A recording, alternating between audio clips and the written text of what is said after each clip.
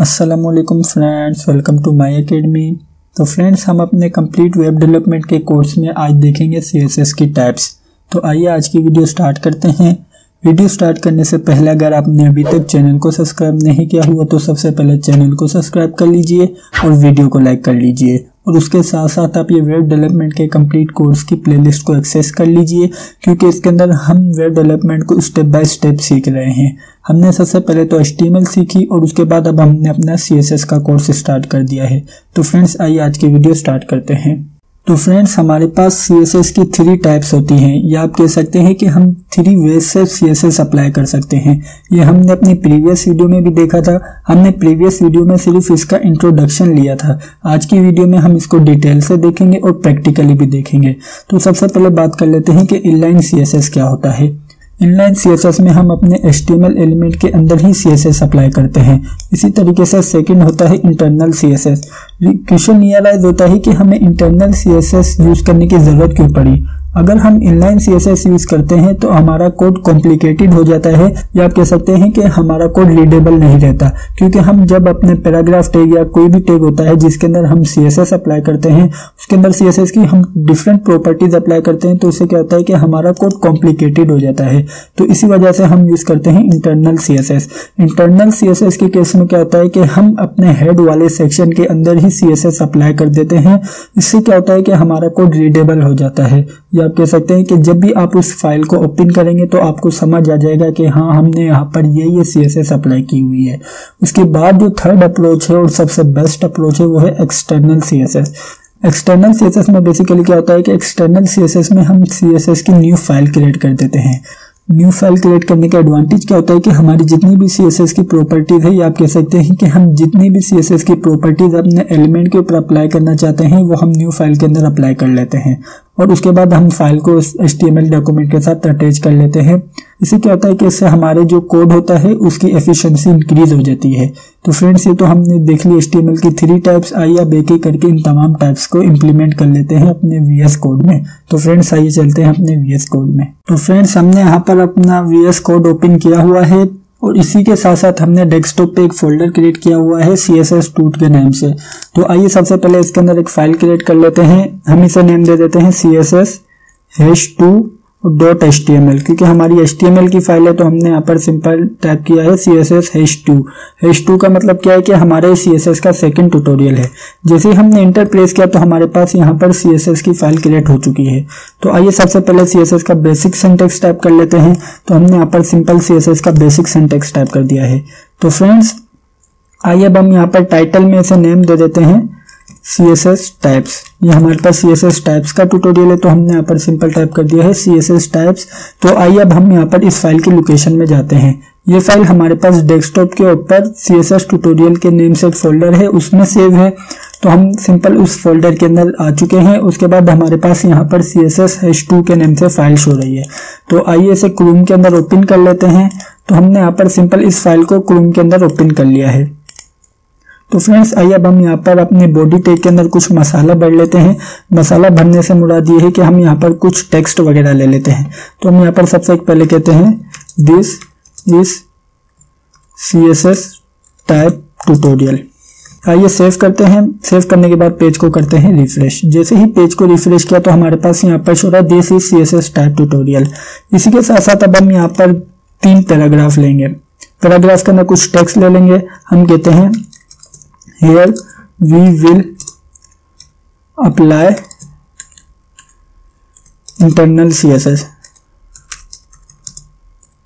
और इसी तरीके से हम यहाँ पर इस पैराग्राफ को कर लेते हैं कॉपी, और नीचे वाली लाइन में से कर देते हैं पेस्ट, और एक और मर्तबा पेस्ट कर देते हैं। यहाँ पर हमने इंटरनल CSS लिखा है, और इसी के साथ साथ अब हम यहाँ पर इनलाइन CSS अप्लाई करेंगे। तो हम यहाँ पर सिंपल टाइप कर देते हैं इनलाइन CSS, और इसी के साथ साथ एक्सटर्नल CSS टाइप कर देते हैं।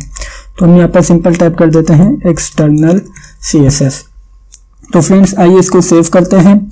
सेव करने के बाद पेज को करते हैं रिफ्रेश। जैसे ही पेज को रिफ्रेश किया तो हमारे पास यहाँ पर शो रहा है here we will apply internal CSS, here we will apply inline CSS, और here we will apply external CSS। ठीक है, तो आइए अब हम सबसे पहले इनलाइन सीएसएस देख लेते हैं। हमने बात की थी कि हम इनलाइन सीएसएस के अंदर टैग के अंदर ही सीएसएस अप्लाई करते हैं। तो हम चाहते हैं कि हमारा जो ये पी टैग है जिसके अंदर हमने टाइप किया हुआ है here we will apply inline CSS, तो हमें यहाँ पर सीएसएस देने के लिए हम यूज करेंगे स्टाइल की प्रॉपर्टी। तो हम यहाँ पर सिंपल टाइप कर देते हैं style equals to double quote के अंदर हम इसे कलर दे देते हैं। तो मैं यहाँ से कोई भी कलर सेलेक्ट कर सकता हूँ, तो मैं यहाँ पर ब्लू कलर सेलेक्ट कर लेता हूँ। तो आइए सेव करते हैं। सेव करने के बाद पेज को करते हैं रिफ्रेश। जैसे ही पेज को रिफ्रेश किया तो मेरे पास यहाँ पर शो रहा है here we will apply inline CSS. तो फ्रेंड्स आप देख सकते हैं कि हमने किस तरीके से इनलाइन सीएसएस के थ्रू अपने इस पैराग्राफ टैग को सीएसएस अप्लाई की है। इसी तरीके से हमारी सीएसएस की नेक्स्ट टाइप क्या है? हमारी सीएसएस की नेक्स्ट टाइप है इंटरनल सीएसएस।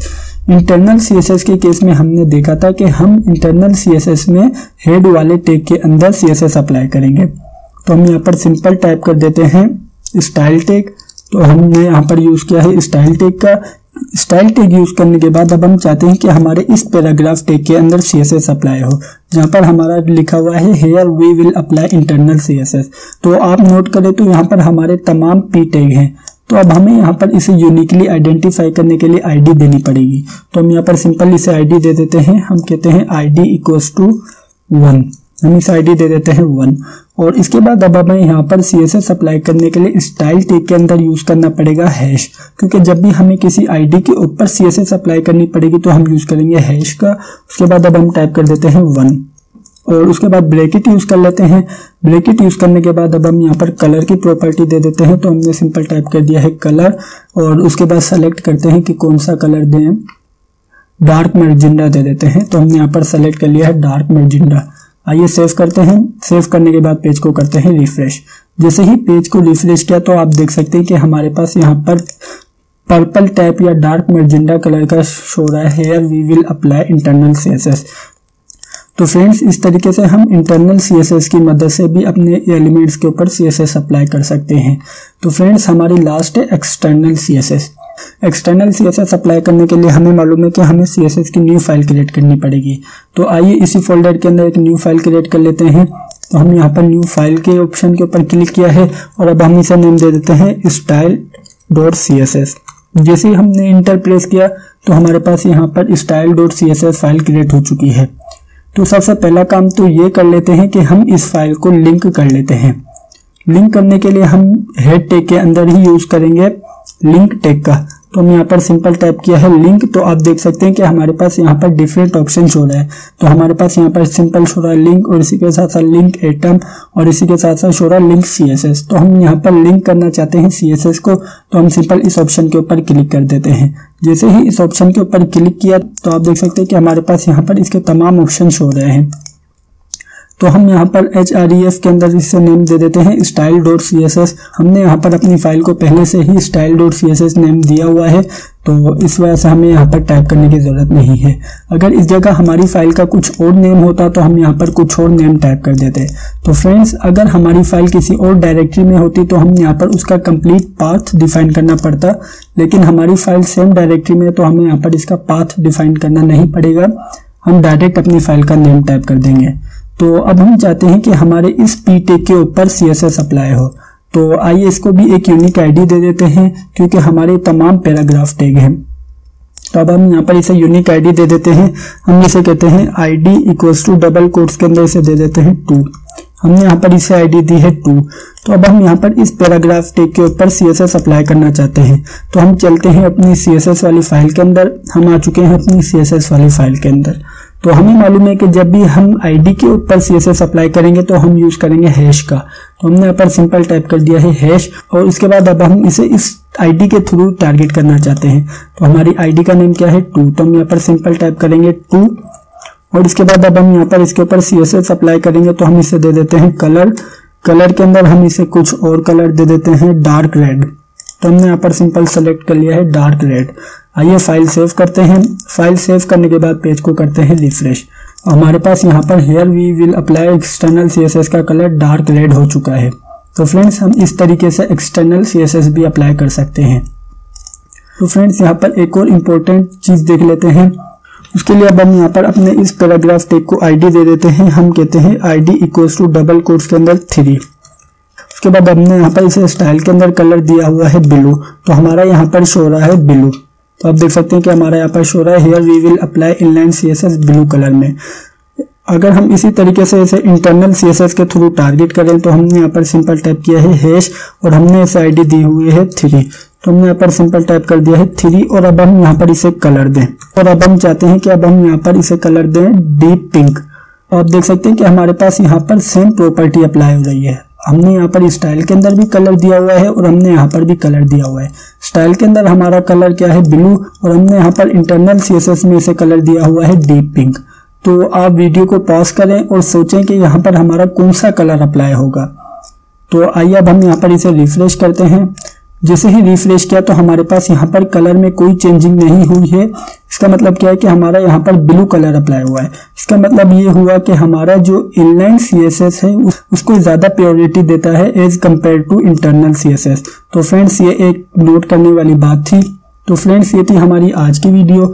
मैं उम्मीद करता हूँ कि आपको आज की वीडियो अच्छी लगी होगी और समझ आई होगी। अगर वीडियो अच्छी लगी है तो लाइक लाजमी कीजिएगा और अगर आपने अभी तक चैनल को सब्सक्राइब नहीं किया हुआ तो सबसे पहले चैनल को सब्सक्राइब कर लीजिए और बेल के आइकन पर लाजमी क्लिक कीजिएगा।